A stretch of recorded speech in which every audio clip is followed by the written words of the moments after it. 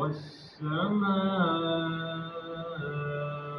رفعها ووضع الميزان ولا تطغوا في الميزان وأقيموا الوزن بالقسط ولا تخسروا الميزان والأرض وضعها للأنام فيها فاكهة والنخل ذات الأكمام والحب ذو العصف والريحان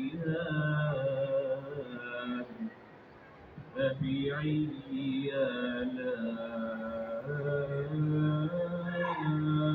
ربكما تكذبان मैं पनाह मांगता हूँ शैतान मजदूर से अल्लाह ताला की। अल्लाह के नाम से जो निहायत मेहरबान और बुलंद वाला है, वो जो रहमान है। उसी ने कुरान की तालीम फरमाई, उसी ने इंसान को पैदा किया, उसी ने उसको बोलना सिखाया।